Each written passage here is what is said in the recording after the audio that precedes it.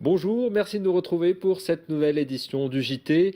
Habituellement programmé au milieu de l'été, le festival de Brest Astropolis a désormais sa version hivernale avec Astropolis l'hiver. Mathieu Guerre-Berthelot, l'organisateur de ce rendez-vous, nous dévoile la programmation de ce nouveau festival hivernal de musique électro dans un instant, avant un point sur l'actualité de ce lundi 16 janvier 2012. Semaine décisive pour les 240 salariés de l'Agacé Technologies à Douarnenez. L'entreprise est en redressement judiciaire depuis le 1er décembre. Ce lundi, le préfet du Finistère a organisé une réunion à Quimper avec les administrateurs, les élus et les représentants du personnel. Ce mercredi, c'est la date de limite de dépôt des candidatures pour les repreneurs. Et puis vendredi, les salariés se réuniront devant le tribunal de commerce de Quimper au moment où les juges décideront de la suite ou non de la procédure de redressement. Autre rassemblement quimpérois, mais plus festif, celui-ci, c'était ce dimanche. Plus de 2000 personnes étaient réunies pour la fête du droit de toutes les couleurs. C'est la 13e édition de cette journée d'échange et de débat sur le droit des enfants. Cette année, les organisateurs avaient choisi comme thème le droit des migrants et des réfugiés. Ambiance avec Marina Dété. Un dimanche de toutes les couleurs à Quimper pour évoquer les droits de l'enfant dans le monde. Cet événement regroupe plus de 40 associations finistériennes, notamment spécialisées dans la défense de la culture et des droits humains. L'occasion également de célébrer la journée mondiale du migrant et du réfugié et d'ouvrir le débat. Nous allons demander l'avis au public sur une question. Et la question, c'est pour ou contre le droit de vote des étrangers aux élections municipales. Ça fait 30 ans que les présidents nous la promettent et finalement cette promesse n'a jamais été tenue. Donc nous à Quimper, on a provoqué le débat sur cette question-là. De toute façon, cette initiative a été réalisée dans plusieurs villes et partout où on demande, où on pose cette question au public, êtes-vous pour ou contre le droit de vote des étrangers, à 80-90%, nous avons des réponses positives. La fête du droit de toutes les couleurs, c'est aussi la découverte de cultures étrangères à travers les jeux, l'art ou la cuisine. Le dosa, c'est la crêpe indienne et qui en fait est pris à tout moment de la journée, mais essentiellement au petit déjeuner. Et en général, c'est même qu'elle est carrément salée. On retrouve quand même le côté indien sous la bilique, mais en Inde, il y a ces grandes plaques aussi. Dimanche, le pavillon de Pennevillers est devenu un espace de rencontre et d'expression pour toutes les familles quimpéroises, et ce, pour la 14e année consécutive. Prochain rendez-vous en 2013. À Concarneau, l'association Solidarité Pêche s'apprête à envoyer son 5e bateau en Haïti. Habituellement, l'association retape des bateaux de pêche pour les fournir aux Haïtiens. Cette année, nouveau projet, les bénévoles comptent envoyer un bateau dispensaire. Marina Dété a rencontré les membres de l'association. Un 5e bateau pour Haïti. L'association concarnoise Solidarité Pêche a pour projet de transformer Rêve de Mousse en dispensaire flottant. Les bénévoles disposent de 25 mètres carrés pour aménager un espace médical. C'est un ancien filayeur.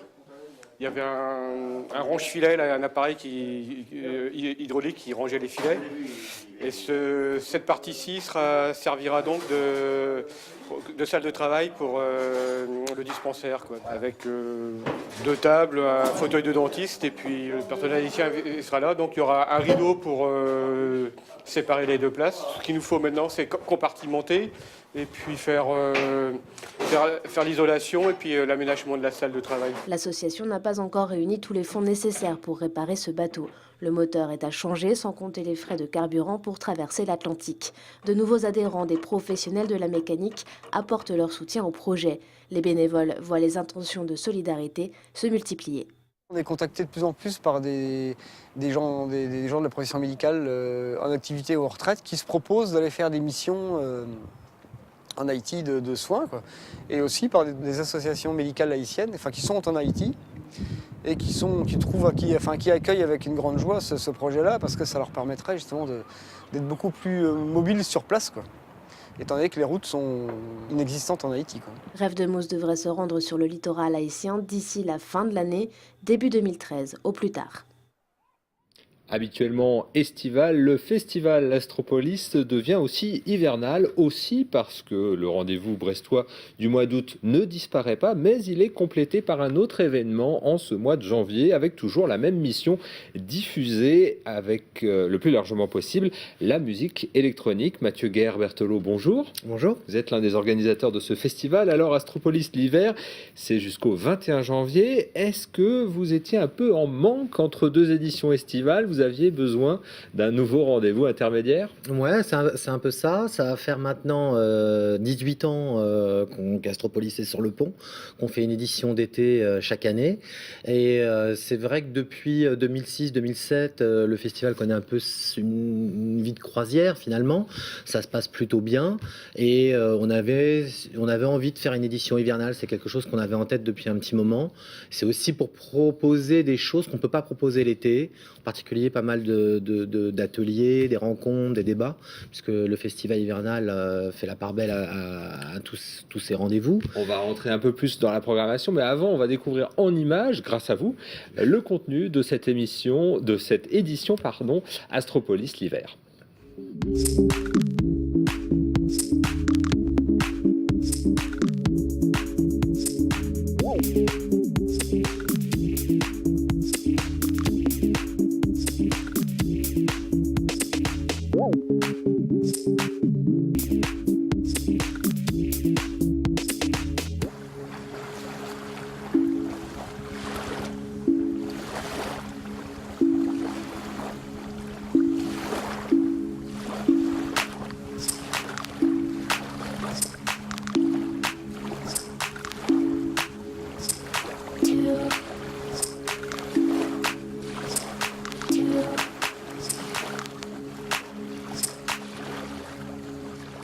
Voilà la programmation en quelques secondes de ce rendez-vous Astropolis l'hiver jusqu'au 21 janvier. Mathieu Guerre-Berthelot, la programmation d'hiver, est-ce que c'est dans le même esprit que la programmation d'été du coup ? C'est une programmation qui est plus intimiste, qui est assez pointue.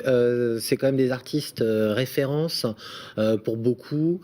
Je pense par exemple à des gens comme Buzzy P, à François K, qui est un Français qui vit à New York depuis 1975. Ah oui, ça fait 40 ans qu'il fait de la musique électronique. Ouais, c'est Donc ça. La musique électronique, c'est pas nouveau. Non, tout à fait, c'est pas nouveau. Lui, il a commencé avec le disco. Après, ça a été un des producteurs New Wave les plus connus, puisqu'il a quand même travaillé sur les albums de Kraftwerk, il a travaillé avec les Cure, avec Depeche Mode, et puis après, avec l'arrivée des musiques house et techno, il a fait un rendez-vous qui s'appelait Body and Soul, qui est réputé dans le monde entier, et c'est quelqu'un, oui, c'est pas toujours évident de l'avoir, ça faisait 4 ans qu'on le pistait, donc il y a des grands noms, il y a des découvertes, des gens comme par exemple Nicolas Jarre, qui est la nouvelle coqueluche à la fois des médias, du public, c'est quelqu'un d'assez jeune, qui fait une musique qui a un mélange de sons assez deep, assez très chaleureux. Une programmation plus intimiste, donc pour toucher un public différent aussi ? Ça touche le public, on va dire, habitué d'Astropolis, connaisseur d'Astropolis. On a un public qui nous suit depuis, il y en a certains qui nous suivent depuis 18 ans. Un large public. Voilà, il y a un large public. Combien de spectateurs l'été ? Alors l'été, on atteint, si on compte les Jeudis du Port, il y a environ 30 000 personnes sur la totalité du festival, et on est aux alentours de 15 000, entre 15 et 17 000 spectateurs payants, ce qui est effectivement un public qui est... Enfin, c'est bien. Alors Astropolis l'été, c'est connu pour avoir lieu y compris en extérieur, Bois de Kéroual par exemple, aux environs de Brest, là où auront lieu les rendez-vous. Alors c'est un festival urbain, puisque ça se passe vraiment dans le centre de Brest, beaucoup de choses qui se passent à la Carène, des ateliers, des soirées le vendredi, samedi, ça se passe également au Vauban, ça se passe à la suite sur le port de commerce. Et à la gare de Brest. Et à la gare de Brest, oui, puisqu'on fait une sorte d'happening avec des enfants de l'école Sanquer, de la classe de CM2, qui vont faire le rendu de leur projet qu'ils ont fait avec Hervé Le Bitter, qui est en fait un travail sur les ondes radiophoniques, une sorte de concert, une vingtaine d'enfants, chacun a son appareil, son transistor, et joue avec des ondes radio, et ça donnera un rendu. C'est assez expérimental, mais je pense que ça reste d'être assez marrant, surtout de le voir dans le cadre de la gare, quoi. Voilà, l'orchestre des haut-parleurs, donc c'est samedi. Autour de 14h, non. Alors, c'est un petit peu avant 14h, parce qu'on essaie de coordonner ça avec l'arrivée d'un TER, parce qu'on bénéficie, les festivaliers, voilà, du soutien de la CCF. Les festivaliers peuvent venir en fait de toute la Bretagne en TER pour 10 € l'aller-retour, ce qui est plutôt pas mal. Astropolis l'hiver. Merci Mathieu Guerbertolo. C'est jusqu'au 21 janvier à Brest et dans les environs. Merci beaucoup de nous avoir présenté cette programmation et ce nouveau festival. Pour notre part, on se retrouve demain à 18h15 pour un nouveau point sur l'actualité. Merci de nous suivre. Bonne soirée à vous.